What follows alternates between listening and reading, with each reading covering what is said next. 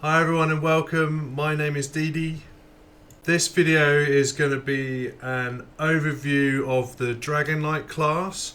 I'm going to talk through each of its three ability lines, the passive skills that it has, and then try to do a summary towards the end of the video around what weapon setups, what races would make a good Dragonknight, just kind of generally discuss it. I'll talk it as I go through, but hopefully for those who are kind of umming and ahhing as to what would be good and bad and what kind of character they want to create, then going through this in a little bit of depth and discussing it will hopefully be helpful to you. So let's talk about the first class ability line for the Dragonknight, which is Draconic Power. So there I've listed up the 5 abilities that Draconic Power has.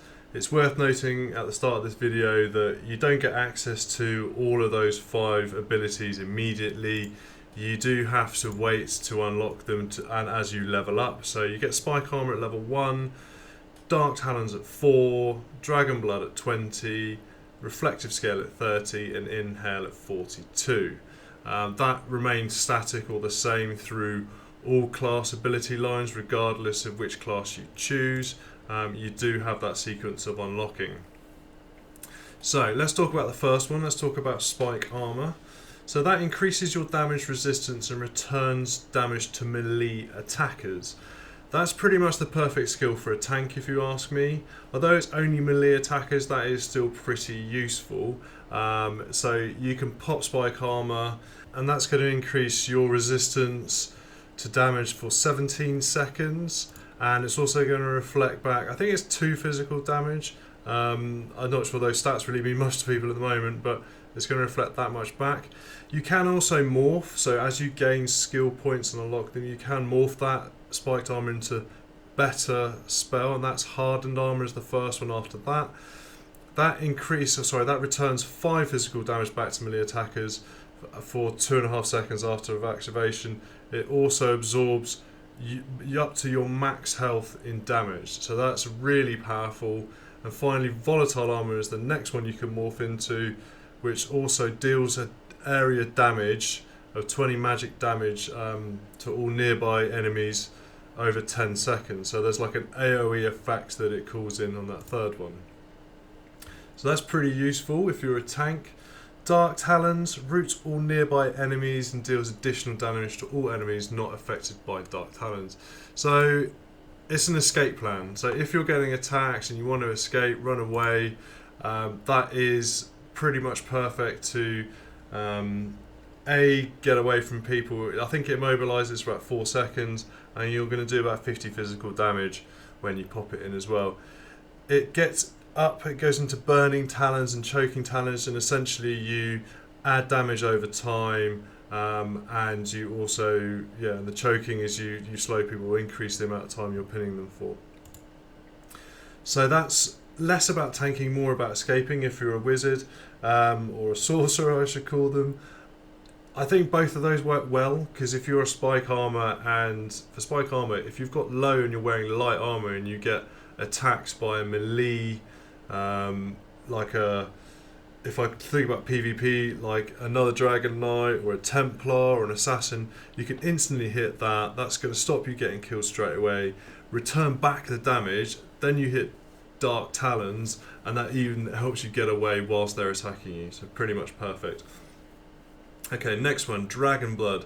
Instantly heals and applies a heal over time on yourself. So it's worth noting in Elder Scrolls that every class line has some form of healing. Templar is the best, but everyone has it. So again, really helpful if you're a tank, but in fairness, probably helpful to everyone. Everyone needs a bit of healing at some point.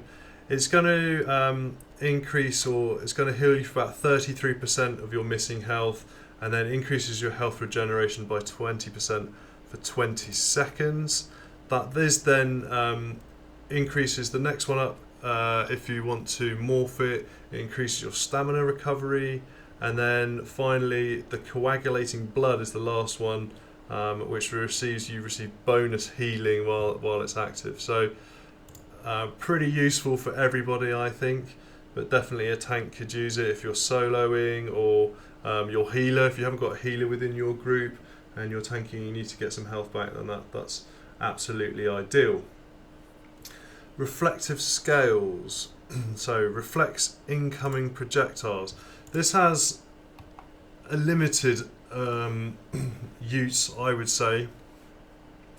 It enables you to reflect up to 4 projectiles over 4 seconds as its first at tier 30. You can then morph it and it increases your spell resistance, and then you can morph it again into Dragon Fire scale and increases the damage of reflected attacks as well. So you can reflect deals 35% additional damage to the attacker, so it's almost that as with spiked armor, you reflect back some of the damage. It is only incoming projectiles, which I'm not sure if that's magicka or if it's just arrows. I personally think that is just arrows, so pretty limited. But if you're going for this uber unstoppable machine juggernaut that with spike armor, dragon blood and reflective scales, and you're almost impossible to kill, then I guess that works.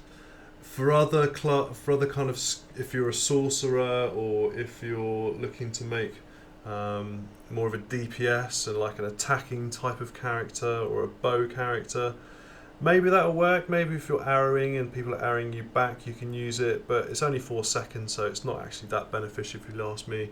I probably wouldn't use it because of the limitation of it, but that's just my personal opinion. Please write some comments in below if you disagree with that. I'm more than happy to hear your opinion.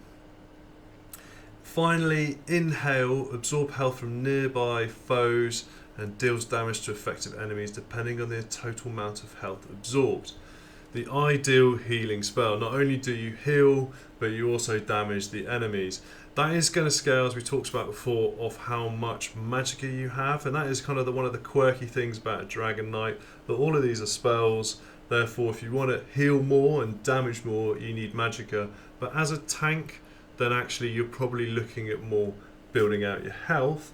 And if you're a tank that wants to use sword and shield or a double-handed sword, then you need stamina to be able to dodge around. And also the sword and shield, or the sword and the double-handed sword or double-handed weapon, need high stamina to cause lots of damage. So for me, it's a little bit of a fine balance that you need to make between magicka, stamina and health. I probably wouldn't pick too much stamina to begin with if I was trying to tank, but you've got to remember that you need to be able to do some damage, so you need to consider all of those things together.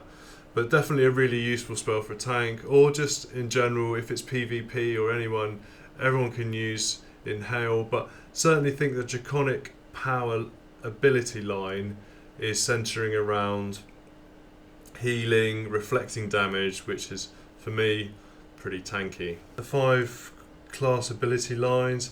If we look at what's next, there's also the ultimate. So this is the one ultimate ability against the Draconic Power that you have access to. Dragon Leap. Your character leaps forward, dealing magic damage on landing and knocking back nearby enemies. Cool, great initiator, leap into combat. I'm not so sure that I like the fact that it knocks back enemies, because that means you have to continue to chase them up. But yeah, I guess that's pretty good to initiate things with. That's the ultimate. The next 4 I've listed down there are the passive abilities. So you can put skill points into these in the following order. With Iron Skin, you unlock that at level 18. Burning Heart is level 27. Elder Dragon, level 36. And Scaled Armor is level 50. Again, that's the same sequence of unlocking against all the classes. But they look pretty good actually. So Iron Skin increases the amount of damage you can block. So that's 5% initially. You can put 2 points into it though, without having to unlock anything further. The same way you morph things, and that gives you up to 10%. Burning Heart increases the healing you receive while you've got a Draconic Power ability active. That increases your healing by 6%. You put 2 in there, it goes up to 12%, so that's pretty nice. Elder Dragon increases health recovery by 2% for each Draconic ability slotted. So that's a passive ability that you don't, well, all of these passive abilities actually, you don't actually trigger anything or do anything. They are just in the background, improving your stats, improving your character as and when it happens. So assuming you have Draconic powers slotted in your menu bar or in your ability bar, then you're going to get 2% more health recovery. You increase it up and put 2 in there, you can get up to 5. Scaled armor, the last one is spell resistance by 2 initially, and you can increase it by 5 if you put 2 in there. So all of those again are really tanky. They're going to block, they're going to heal you better, and increase your resistance to spells. So Draconic Power seems to be a really good line if you want to make a Dragonknight tank. Other than that, it doesn't really have many melee or DPS kind of attributes to it, so definitely consider if you're going for a tank. In terms of races, it fits in with, the Orcs, the Nords, Red Guard, those sort of things, if you want to use that Draconic Power line to create a really, really difficult tank to knock over. This is definitely the way to go. So the next ability line we'll look at is Ardent Flame. Same sequence again, but we've got Fiery Reach, Searing Strike, Fiery Breath, Lava Whip, and Inferno. So this is, as it says, Ardent Flame. This is all about flame damage. So Fiery Reach pulls an enemy towards you and deals damage. That's unlit initially. Searing Strike burns your target and deals damage over time. Fiery Breath deals fire damage to all enemies in front of you whilst igniting them for additional damage over time. Lava Whip ability, dealing fire damage and causing enemies to come off balance if they're immobilized or stunned. And Inferno, toggled aura, dealing damage over time to nearby enemies whilst also draining an increasing amount of magicka the longer it is active. So for me, this is a mage type. This is a fire mage. Pyromancer is the word I'm looking for. And this is pretty interesting. This is a Dragonknight, but it's not a knight as such. Maybe you could wear heavy armor, because you could have characters which are wearing heavy armor like an orc, but specking out the magicka side of things and creating yourself a tanky mage build. And you can call in the Draconic Power ability line to kind of buff up your character, make it a bit harder as a mage. You also remember that the High Elf has got some racial abilities that enable more damage to be caused against fire damage, so that's also potentially you could create a sort of tanky High Elf mage build. So it's a bit of a mix up between the two then, but in the Dragonknight you've got one tanky side, you've got one what I'd call DPS, kind of a magicka DPS skill line. But let's have a look at how you can morph up these abilities. So Fiery Grip, if you put some more skill points on that, then not only is at the moment it launches a fiery chain and grasp your enemy to pull towards you, dealing 42 damage. That's the initial skill. You can then add another skill point to increase the damage of your next attack by 20%, and that's Empowering Chains. Extended Chains has increased range and reduced cost, so it just kind of powers it up a little bit more. Searing Strike, slash an enemy with a flame for 42 damage and additional 178 damage over 8 seconds. That's an amazing DPS kind of build. If you want to put it in another skill point to make Unstable Flame, the difference there is that it also damage increases over 12%. Sorry, increases 12% every 22 fire damage. So the more damage you're doing, the more damage it's actually going to create as well. So that's a really good kind of minion killer, shall I call it? And then finally, additional skill point gives you Burning Embers, which also heals you for 36 damage inflicted when the effect ends. So some really nice buffs up there. Fiery Breath, initially that's going to deal 20 fire damage to the enemies in front of you and an additional 111 damage over 6 seconds. You then spec it out, add another skill point in that, and that gives you, let me see, also causes major fracture, which reduces the enemy armor by 8,000. So you weaken the enemy, which is pretty cool. And then if you put another skill point, make engulfing flames, they also take an additional 10% additional damage from flame attacks. So you can really, hard armor targets are going to get taken out by fiery breath. Lava whip can be upgraded to molten whip, which when slotted deals more damage with fire attacks. That's going to kind of buff up everything. And then if you buff it up again to flame lash, then your allows for life-stealing attack off-balance enemies. So enemies you stun with Lava Whip, you suddenly get to steal life. So that's quite nice. I think that's the first kind of healing spell that's kind of come off the Ardent Flame skill line. And then finally, Inferno. If you upgrade that, it adds weapon critical strike rating, so that's pretty nice. You also get increase in max magicka by 15%, so that's going to increase the amount of damage you do and also increase the amount of spells you can cast, so that's pretty nice. And then upgrade it again to Sea of Flames. If you kill an enemy, you gain magicka as well. All pretty interesting. I have to confess being definitely interested in maybe a Breton or a High Elf Pyromancer, because yeah, it would look like pretty good fun if you ask me. So let's have a look at the Ardent Flame ultimate and passive abilities. So the ultimate is Dragonknight Standard. While standing inside Dragonknight Standard, enemies take fire damage every second and receive reduced healing. Additionally, your allies can activate Shackle ability, further damaging and rooting enemies in the area. So that's pretty cool. You kind of run in, smack a standard down, massive DPM damage is going on. Your group of friends can also deal damage. That's going to be good as a tank, I think, because people are going to try and melee you, but as soon as you smack that down, everyone's going to try and run away. And if you then call Shackle in from the Draconic Power skill line, they're going to get even more damage assigned, put on them. So that to me is a pretty good ultimate, although it's never going to work for mages, archers, who are always going to try and take you out from afar, which ultimately means that putting a standard down which is has a circular AoE is not going to hurt them at all. So swings and roundabouts, depends on what you want to do, but seems pretty good, definitely for PvE.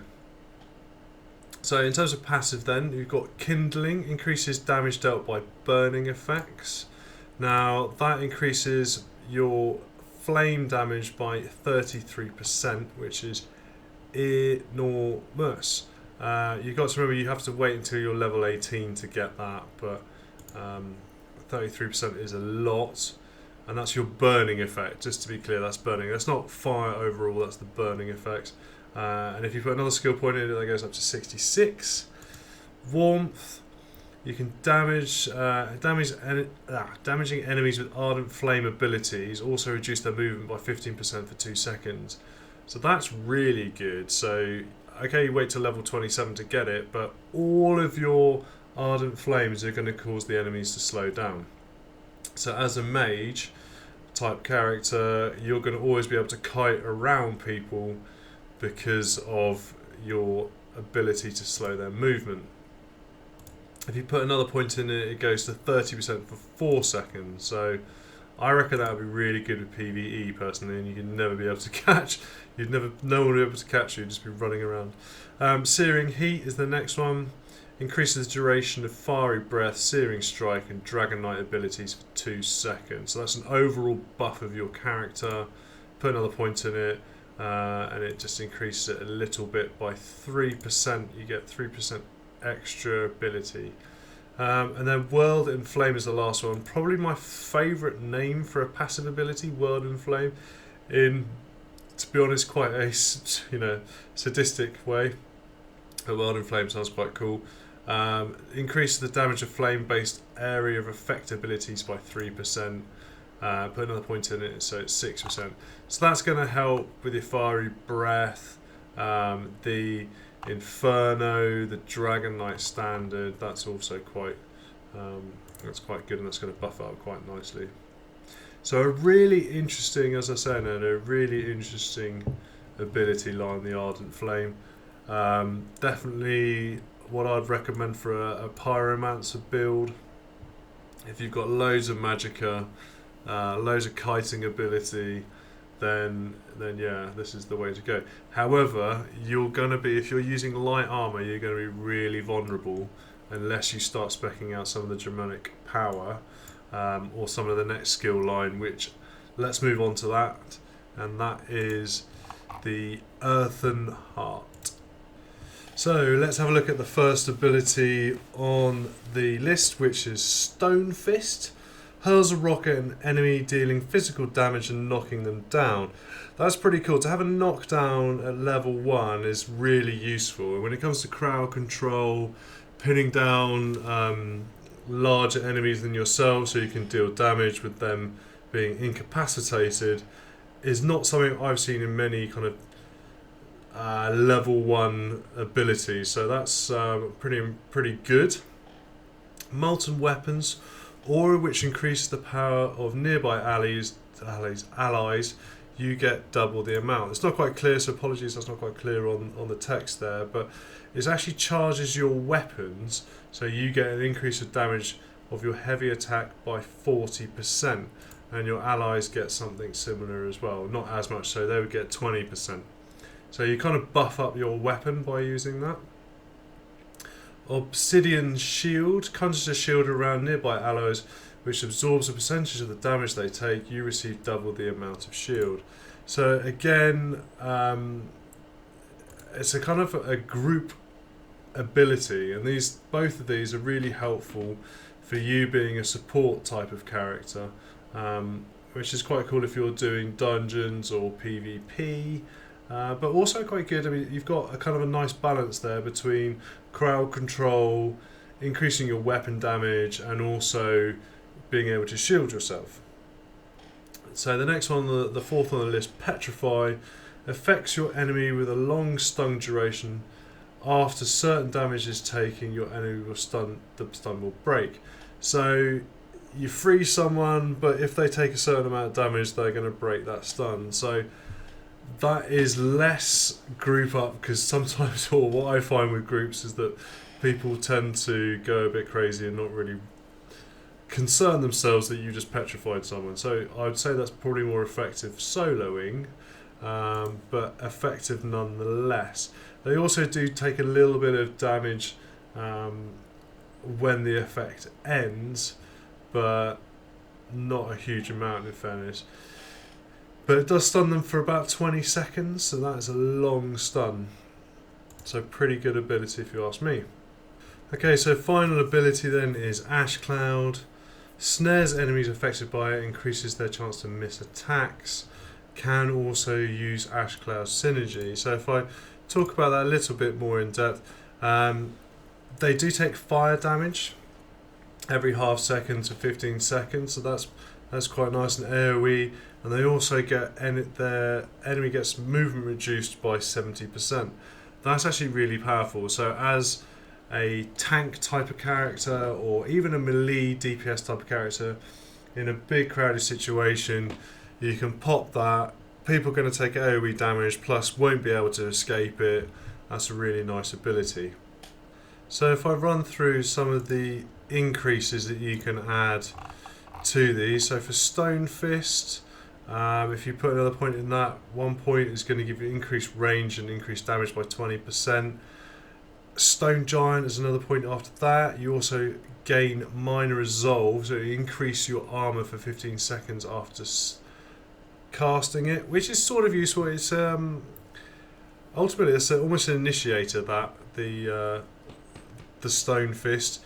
However, I guess you launch it at someone, go and attack somebody else. The fact that you get more armor by the time you go and deal with the person you've knocked down means that you should have more health, so that's quite nice.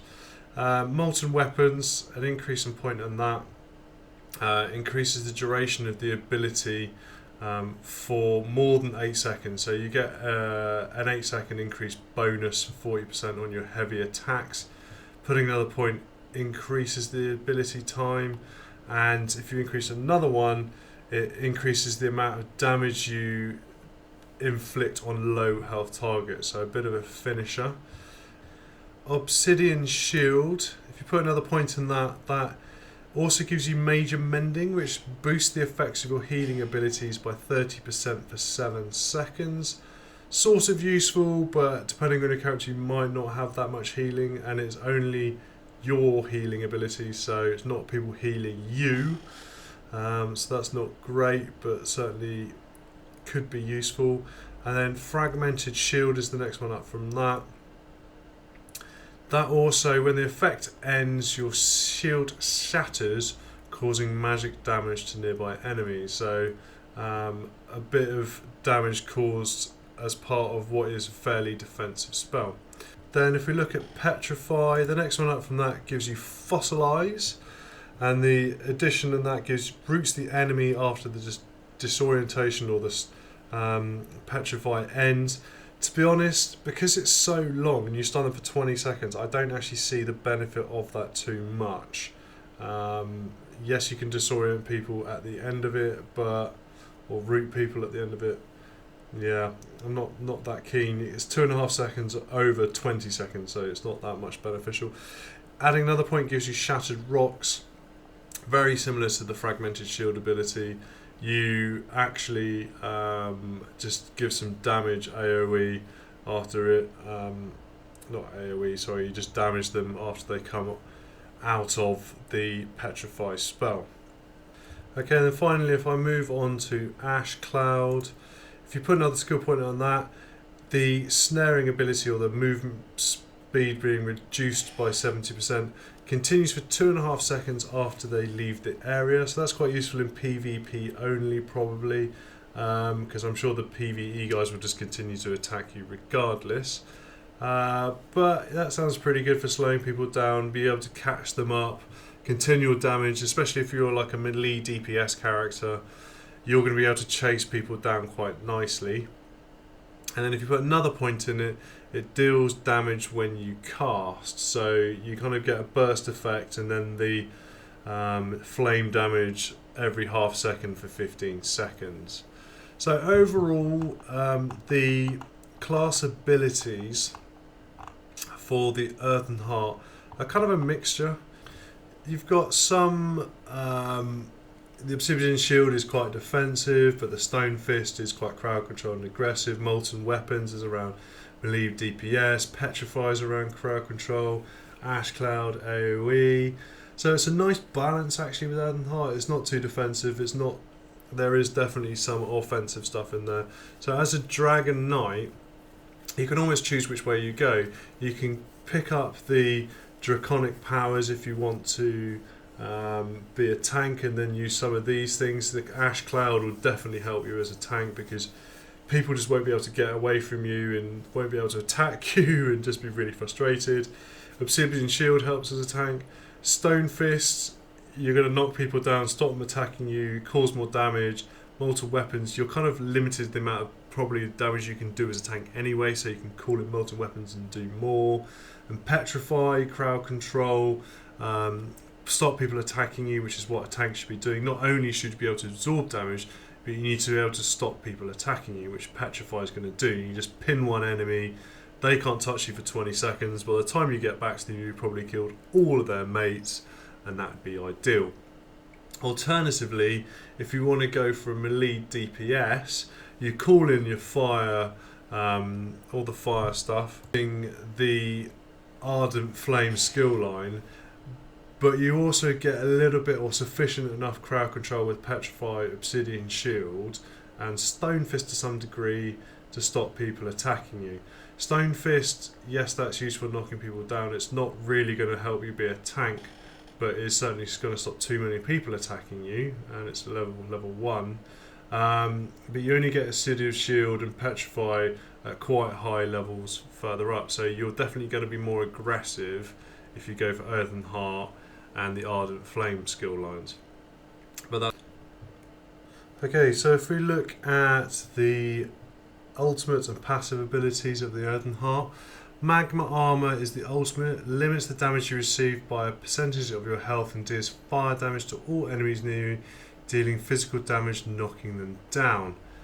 That's pretty amazing as an ultimate. You end up being able to take no damage, deal loads of damage, knock people down, basically almost turn invulnerable.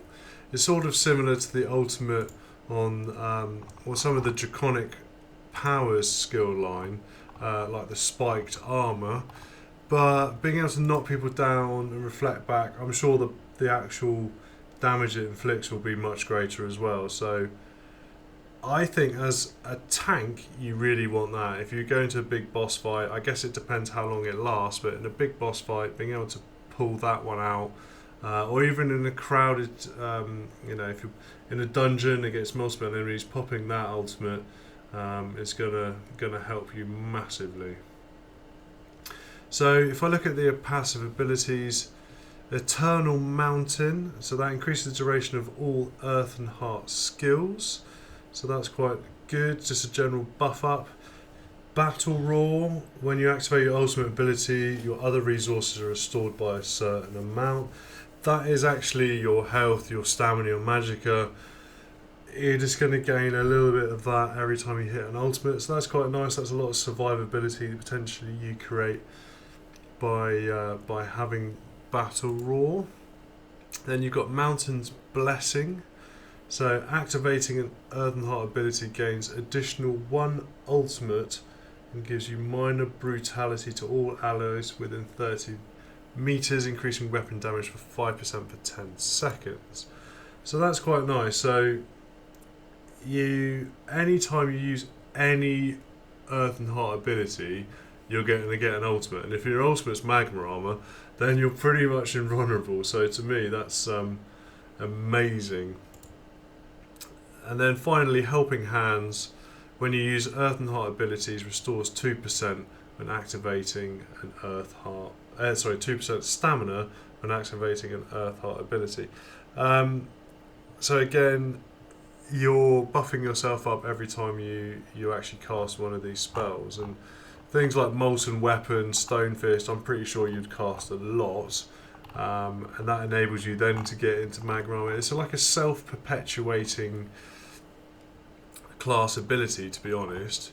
And Earthen Heart, it does look pretty well powered. I'm not going to say it's overpowered, but if you're pretty smart about how you play out Earthen Heart and combining it with Ardent Flame, I'm fairly sure that if you keep maxing out your stamina, your health, calling in Stone Fist and controlling crowds and popping in Magma Armor, then the additional damage you're going to get from Fiery Grip, from Searing Strikes, from Fiery Breath.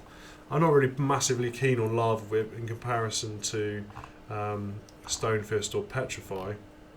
But yeah, those two, you're going to be really good melee DPS. I'm not sure Draconic Powers as a tank build, other than Spiked Armor, is that good. You're mainly healing yourself or trying to reflect or pin people, which I think if you're in a crowd situation, you can have other people to do. You want to be dodging around more than anything, and there's nothing really that's going to buff up your stamina in the Dragonknight line, so you're going to be limited on stamina. So for me, this is going to be more about a mage pyromancer build or a medium armor wearing melee DPS type character, and who has particular buffs for particular situations where he can use in PvP or in dungeons or soloing. He can construct his skill line to benefit himself at the best of his, best of the situation. So I'm going to wrap up the video here. I just want to say a massive thank you to all those that are watching, liking, subscribing. I really enjoy making these videos, and I really enjoy playing ESO, so I'm very happy for anybody who finds this useful or just enjoys watching me talk this stuff through. A massive thank you for your continued support. Hope to see you in the next episode. Take care now.